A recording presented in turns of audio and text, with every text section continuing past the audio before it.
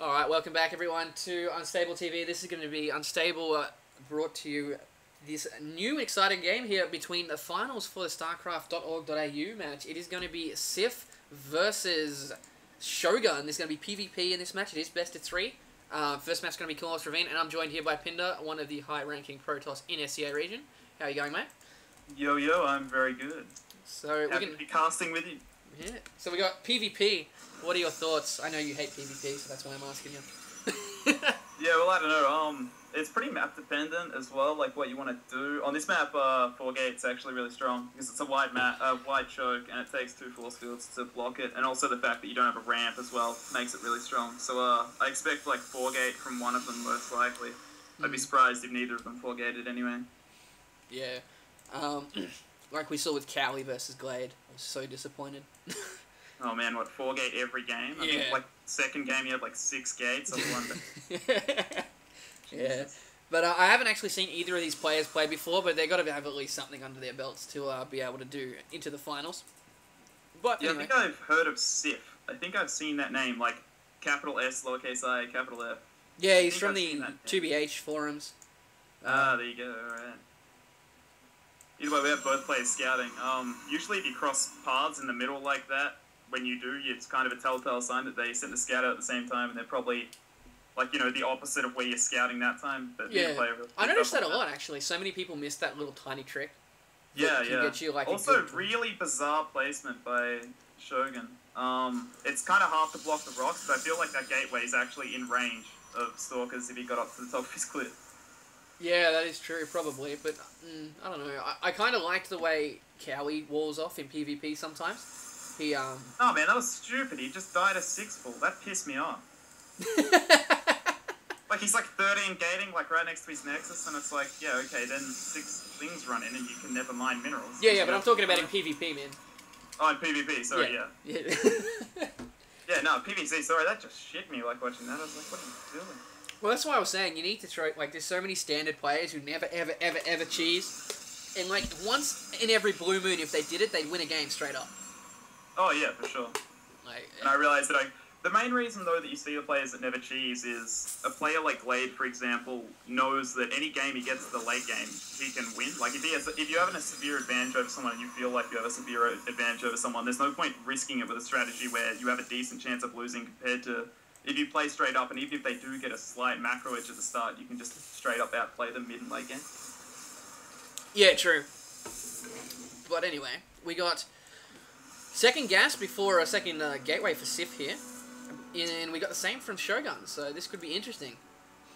Yeah, Warp Gates and Stalker starting for Sif now. He skipped the first Zealot, and so did Shogun by the looks of it, but his first Stalker is actually out a lot earlier, so I'm not sure if we missed something going down there. Maybe he got supply blocked a little bit, or Shogun was just a lot earlier on it. Yeah, but, both at 29 supply. They're both about the same minerals. I think it was... Oh, no. Sif is actually 100 minerals up, so I think that might be just him being a little bit slower than Shogun. But really, if I was in Sif's position, I would have really chronoed out a first Zealot, because you can see there's no choke here for Shogun. And if he does go straight for that Stalker, you can run 1 Zealot across and take out 4 to 5 probes before the time that Stalker kills you. And that's like, that doesn't seem like much. But 4 to 5 probes this early in the game, what are we, 5 minutes in, if that? Oh yeah, no, but if you can get a single probe with that first Zealot, it's worth it. Like, that was a really popular Brood War technique, and it was like, it really became an art, like, you know, defending against that 1 Zealot harass and pulling off that 1 Zealot harass. But what's interesting is both players actually went for 1 gate robo, which, like, for example, with Sif's wall in here, if, like, you know, Shogun just goes even 2 gate Stalker pressure, like, he's going to lose that gateway, and there's nothing that Sif can do about it. But luckily enough, yeah, both players might know each other pretty well, and might know that they're going 1 gate robo, so... Yeah, well, that does come into play a lot of the times, like, when you know the other person, you've played with them quite a bit, you know their style, so you can pretty much mind game them a little bit. Yeah, especially in a small community tournament like this, like, I'm sure they're all friends, and I'm sure, like, you know, they've played with each other a bunch of times, so... Yeah. Warp Gate's now up, and both of these gateways transferring to Warp Gates for Sif. Meanwhile, Shogun's Warp Gate is finished as well, but he's just cranking out that 1 extra Stalker. He's actually throwing down 4 gateways. He's gone for the 1-gate Robo, he's getting the Twilight Council now, and he's going for Blink. We could actually see some pretty cool Blink up the high ground kind of abuse, especially with these spawns, actually. I don't mind the Blink, because if he tries to expand to his natural instead of his backdoor, and even if he expands to the backdoor, you can abuse Blink really well on these high ground. Yeah, I'm just having a look here. We're going to have the same build from both players. Yeah, wow, that's bizarre. Like, this is not a standard build that you see a lot, but it's the same thing coming from both of them. Yeah, well, that's it. It's not like the most bizarre build in the world, but it's kind of like, you know, opening Void Raids or something, I guess. Like, it's not like, whoa, both players are doing something absolutely bizarrely crazy, but it's kind of like, well, you don't really see many games where, you know, they both do this exact strat. Shogun, a bit slow, transferring ways into Warp. Hang on. What? What? Something's up here. They're both getting Zealot charge. What? That's interesting. I have no idea what's going on now. Well, okay.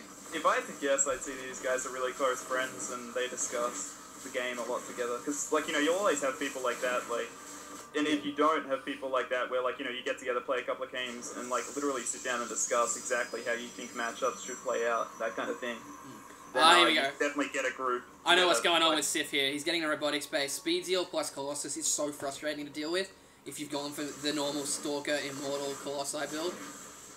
That is so frustrating. It just seems like it'd be so hard to survive. And on this map where it's like, so usually such an aggressive game from at least one person, like, yeah, it's really bizarre that both of them have done this exact same thing. Now it's gone from that point where it's like, you know, oh, they're not doing that much too bizarre to, yep, they're both doing the same pretty bizarre strategy. No, we got Immortals coming from Shogun. Instead, we got Colossi coming from Sif. Or we should be having Colossi coming from Sif. So I think Sif is going to have the upper hand there if he can control his Colossi right.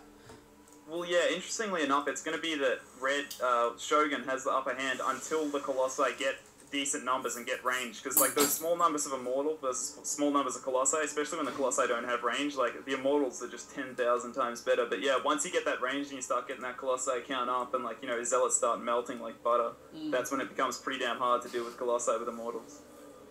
Yeah. Anyway, we're going to push in here from Sif. Speed Seals are going to surround those first two Stalkers. They're going to snap them pretty easily. As you look here, the army count's actually pretty damn even here, but the Immortals are going to even things up. They don't do as much damage to Zealots as you'd like, but three of them are still going to chew through them pretty damn quickly.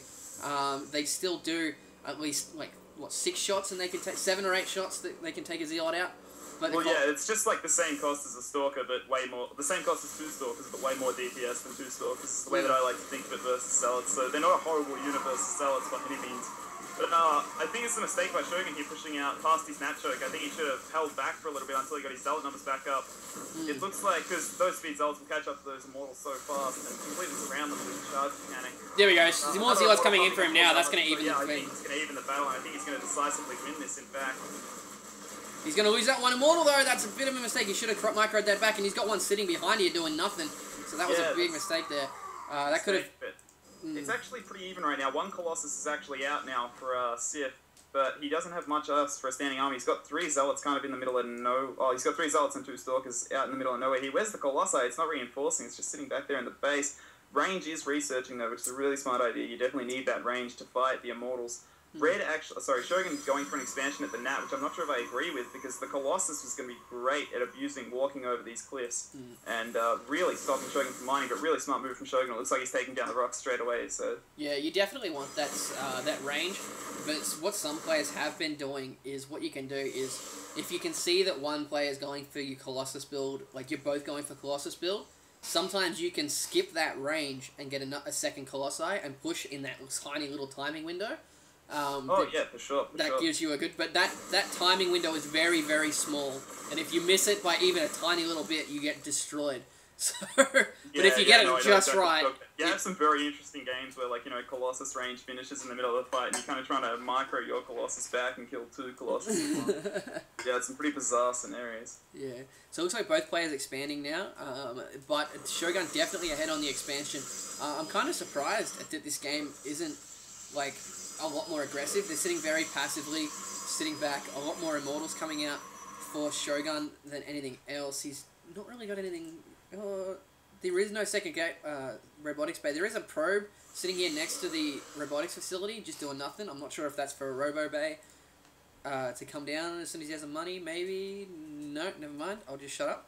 Oh man, what I'd love to see right now from Sif is a bunch of sentries. He has 700 gas banked, and he has ranged Colossus versus Immortals. If he just gets sentries and just force fields off that small little corridor and down the bottom, and then does exactly what he's doing now, which is moving the Colossus up to do a bit of harassment. Like, imagine this now when he force fields down the bottom, but unfortunately he's not able to, and the charge slot's now going straight in for the Immortals. The Colossus actually... he's walking straight down though into 4 Stalkers and an Immortal. I think the Colossus is completely trapped here, but the Zealot's tearing up Shogun's Immortals. I think it's not going to end well for Shogun at all. This might be game right here. Yeah, he's completely shutting down this expansion. This is one of the reasons the Cool Ice Ravine was taken out of the Blizzard map pool recently. Wow, that seems so much longer range when they're standing on the cliff. I'm just looking at the Colossus.